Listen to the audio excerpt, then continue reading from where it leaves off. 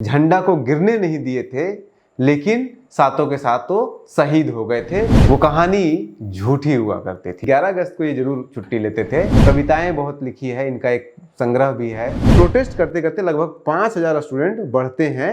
4:30 बजे के आसपास ये प्रोविंशियल काउंसिल यानी कि विधानसभा के पास पहुंचते थे। फरार हो गए और पुलिस में अपना सरेंडर नहीं किया तो इनके घर की कुर्की जब्ती हुई। जिस सचिवालय में इन्होंने ये कांड किया था वहीं पे इनको नौकरी मिली कि लाल किला से कोई आगे जा करके अगर हटा दे तो बड़ा क्राइम माना जाएगा। ये भी एक कोइंसिडेंट है कि 26 जनवरी के दिन ही ये इनका डेथ होता है। और बिहार के अंदर भी 15 अगस्त को शहादत दिवस मनाया जाता है। वो माली बन करके घुस जाते हैं अंदर।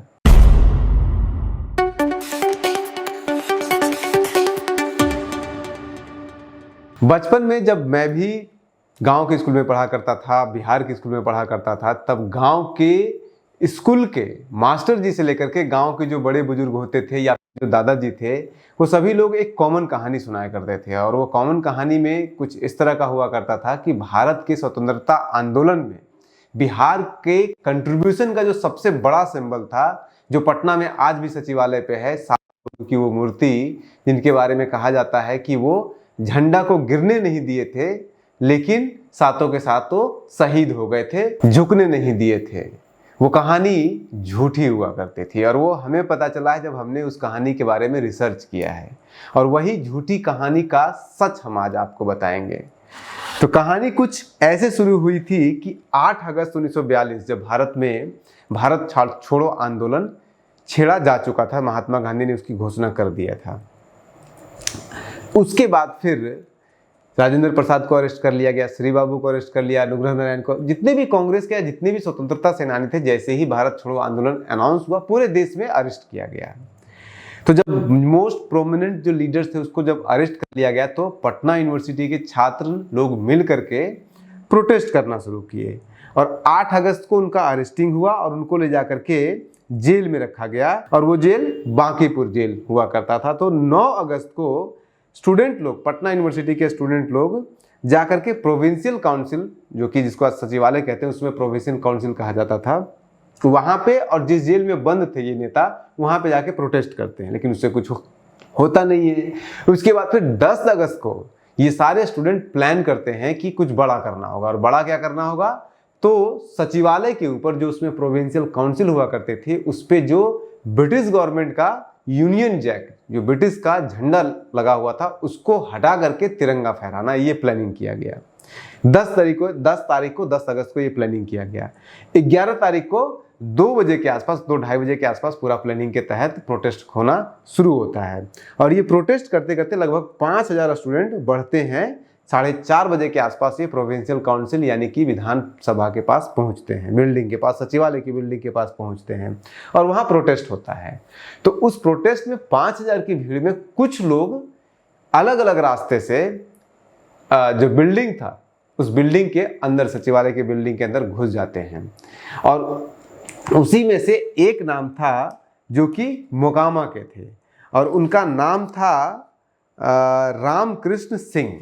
वो माली बन करके घुस जाते हैं अंदर और ऐसे और भी 2-4 लोग घुस जाते हैं उसके अंदर।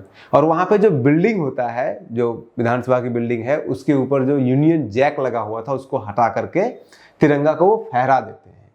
लेकिन उसके बाद जब फहरा दिया जाता है तो उसको तुरंत हटा भी दिया जाता है। लेकिन उस समय जो डीएम हुआ करते थे पटना के, जिनका नाम आर्चर हुआ करता था, उनका पूरा नाम था डीएम WG आर्थर, आर्थर कह लीजिए, आर्चर कह लीजिए, तो वो ऑर्डर करते हैं कि यहाँ पे गोली चलाई जाए सबको तितर बितर करने के लिए। और जब गोली चलाई जाती है तो उस समय पे ये 7 लोगों की मौत होती है। वो झंडा ऐसा नहीं था कि वो झंडा को फहराने के लिए ले जा रहे थे और वही झंडे उन्हीं लोगों को, 7 लोगों को मारा गया। उस भीड़ में से 7 लोगों को मारा गया था। और ये जो व्यक्ति जिन्होंने जाकर के, जो और भी लोग थे, 2-4 लोग होंगे उसमें, जो व्यक्ति जाके असल में झंडा फहराए थे वो थे ये रामकृष्ण सिंह, जो मोकामा के थे। और ये बहुत लंबे समय तक जिंदा रहे हैं। ये 1984 में इनकी डेथ हुई है, 26 जनवरी 1984। ये भी एक कोइंसिडेंट है कि 26 जनवरी के दिन ही ये इनका डेथ होता है। तो उसके बाद होता ये है कि जब ये झंडा फहरा करके, चूंकि अंदर तो बहुत कम लोग थे, तो वहाँ पे पलटू राम नाम के, अभी के पलटू राम नहीं, लेकिन उसमें पलटू राम वहाँ के अंदर के सुरक्षाकर्मी थे, तो उन्होंने इनको पकड़ लिया और पकड़ करके जो गाड़ी थी अंदर पुलिस की उसमें रख करके और इसको लाने लगे। बाहर चूंकि प्रोटेस्टर बहुत ज़्यादा थे तो सब प्रोटेस्टर मिल करके उसको छुड़ा लिया, यानी कि भगा दिया, रफू चक्कर हो गए। कौन? रामकृष्ण सिंह जी, जो मोकामा वाले थे। भाग तो गए लेकिन केस तो हो गया था, आपने क्राइम तो बहुत बड़ा किया था कि सचिवालय के ऊपर जाके आपने झंडा फहरा दिया था, वो भी यूनियन जैक हटा करके तिरंगा लहरा दिया था, तो सजा तो मिलनी थी। तो जब ये फरार हो गए और पुलिस में अपना सरेंडर नहीं किया तो इनके घर की कुर्की जब्ती हुई, और कुर्की जब्ती होने के बाद फिर ये जा करके सरेंडर करते हैं, और सरेंडर करने के बाद इनको जेल में रखा जाता है। सरेंडर करते हैं ये 29 नवंबर 1942 को। अगस्त में ये घटना घट रही है, अगस्त से लेकर के नवंबर तक, सितंबर अक्टूबर 2 महीना ये फरार रहते हैं। 9 अगस्त 2.5 महीना के लिए, 9 अगस्त को 11 अगस्त को घटना घट रही है, 29 अगस्त को ये सरेंडर करते हैं। उसके बाद फिर 9 महीना इनके ऊपर ट्रायल चलता है, और 31 अगस्त अगले साल 1943 को इनको सजा दी जाती है। तो 9 महीना ये जेल में रहते हैं, ये नवंबर से लेकर अगस्त तक, और उसके बाद फिर 4 महीना का इनको सजा दिया जाता है सेक्शन 225B के तहत, जो भी आपने ब्रीच किया है कोड ऑफ कंडक्ट को, उसके लिए 4 महीना, क्योंकि उसकी सजा बहुत ज़्यादा थी नहीं कि आप झंडा को आज भले ही उसके लिए देशद्रोह की सजा दे दिया जाए और 2 साल 4 साल जितने साल भी 7 साल की सजा हो सकती है, 4 साल की सजा हो सकती है, लेकिन उस समय यूनियन जैक को हटाना देशद्रोह नहीं था। आज भले ही होगा, आज अगर कोई ऐसा करेगा कि कोई आपके लाल किला से कोई आगे जा करके अगर हटा दे तो बड़ा क्राइम माना जाएगा। तो उसके बाद फिर उनको 4 महीने के लिए सजा मिलती है, और फिर उसके बाद फिर वो रिलीज हो जाते हैं। अगस्त में ये जाते हैं जेल, और फिर अगस्त सितंबर अक्टूबर नवंबर में फिर रिलीज हो जाते हैं। उसके बाद फिर ये नॉर्मल लाइफ जैसे स्वतंत्रता सेनानी की होती है वैसे जीते हैं। जब देश को आज़ादी मिलता है तो फिर इन्हें, क्योंकि स्वतंत्रता सेनानी मिल चुका था, ताम्रपत्र भी मिला और नौकरी में प्रेफरेंस मिला, तो नौकरी में इन्हें सचिवालय में इन्हें नौकरी, जिस सचिवालय में इन्होंने ये कांड किया था वहीं पे इनको नौकरी मिली, और नौकरी ये करते रहे, और ये प्लानिंग डिपार्टमेंट में ज्वाइंट सेक्रेटरी के पोस्ट तक ये पहुंचते हैं, और अप्रैल 1983 में ये रिटायर हो जाते हैं। एक इंटरेस्टिंग जो बात इनके पूरे जीवन की है वो ये है कि इनका पूरा, अगर आप सर्विस रिकॉर्ड देखेंगे तो चाहे किसी दिन छुट्टी ले या ना ले, लेकिन 11 अगस्त को ये छुट्टी जरूर लेते थे, और कहा यही जाता है, हालांकि उन्होंने कभी कहीं पे कुछ जिक्र नहीं किया है, बहुत सारा इन्होंने कविताएं बहुत लिखी है, इनका एक संग्रह भी है, किताबों का संग्रह है, जिसमें कविताओं का संग्रह है, नाम मैं भूल रहा हूँ, लेकिन वो किताब अवेलेबल है, ऑलरेडी ऑनलाइन पे अवेलेबल है, लिंक मैं आपको डाल दूंगा डिस्क्रिप्शन बॉक्स में, आप उसे मंगा के पढ़ सकते हैं। इंटरेस्टिंग इनके बारे में यह है कि 11 अगस्त को ये जरूर छुट्टी लेते थे, और कहते हैं कि 11 अगस्त को जाकर के उस जगह पे जहाँ पे एक घटना घटी थी दिन भर वो वहीं बैठा रहते थे। बहुत ज़्यादा जिंदा नहीं रहे।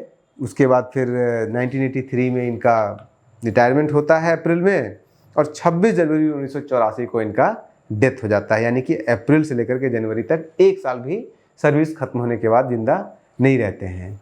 तो ये एक ऐसी कहानी है जो हमें बचपन से इतिहास सिखाया गया था, बताया गया था बचपन से। हो सकता है कि दस्तावेज इसका नहीं हो, लेकिन कम से कम ओरल हिस्ट्री जिसे कहते हैं उसके तहत तो हमें यही बताया गया था इस घटना के बारे में। लेकिन वो घटना झूठी थी, वो घटना अफवाह थी, सबसे बड़ा अफवाह कह सकते हैं, और इसमें कोई शक नहीं है।